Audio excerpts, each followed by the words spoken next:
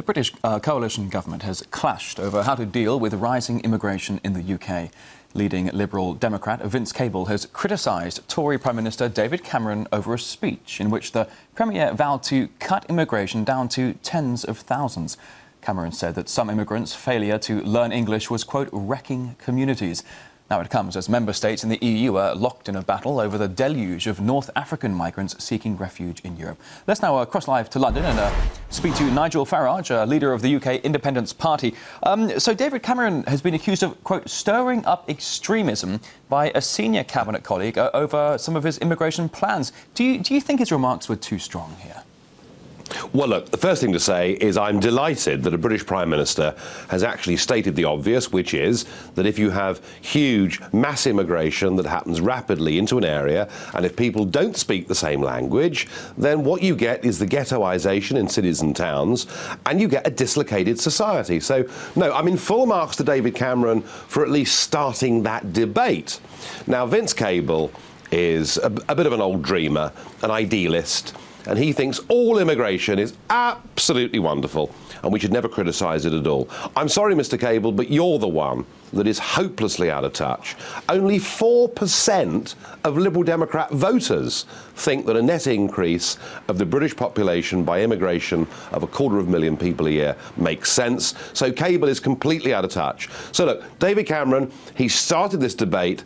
The trouble is that he can't deliver because he's promising to cut immigration down from hundreds to tens of thousands. Well, he can do that by stopping people coming in large numbers from outside the European Union. There are some that say that whatever clampdown on immigration policy, whatever it is, it won't work because those that are already in the UK are increasing the population simply by breeding. Well, there is some truth in that. But that's not the argument. The argument here are the number of new settlers that come into the country every year. And because we're part of the European Union, we have total free movement of peoples within that union. Now, since 2004, since Poland, Lithuania, Latvia, and now Bulgaria and Romania have joined the union, they are very much poorer countries. Most of them learn English as their first foreign language, and we've had a huge number of people from those countries come. So you talk about the spillover of people from these countries coming across the borders now as part of a big European neighbourhood. But what role do you think the EU should do in resolving what many are calling a crisis? Is it powerless? The EU doesn't know what to do, because it's the individual member states that grant citizenship. So, for example, when Romania gives 1 million passports to Moldovans, those Moldovans with EU Romanian passports can go wherever they like. If Mr. Berlusconi gives lots of Libyans passports, once they've got EU passports, they can go wherever they like. And the argument that we're making here in this country is that the United Kingdom is the most overcrowded country in the whole of the European Union. You only have to travel on the London Underground to realise just how overcrowded we've become.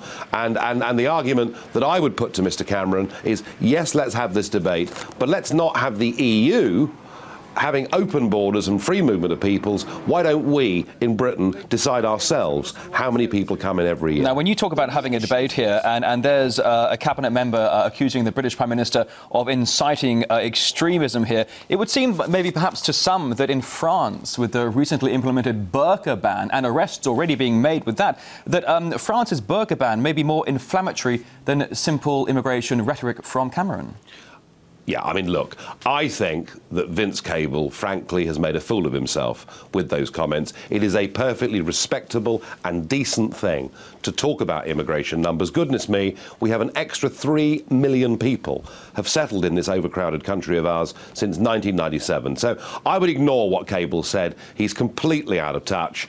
He isn't doing much good as business secretary anyway. I can't see him lasting long within this coalition. So you're tipping your hat to Prime Minister Cameron here, saying that it was good for the comments he's made here on immigration, there seems to be in this growing age of political correctness, particularly among politicians, to tread very carefully around the issue of immigration. Otherwise, they're being seen as racist.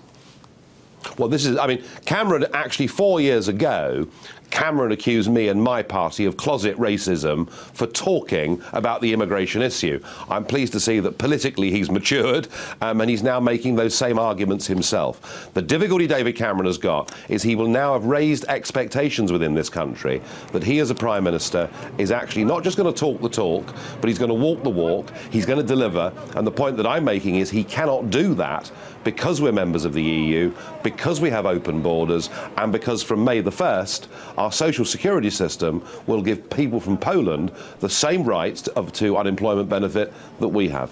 All right, Nigel Farage, MEP and leader of the UK Independence Party. Thank you.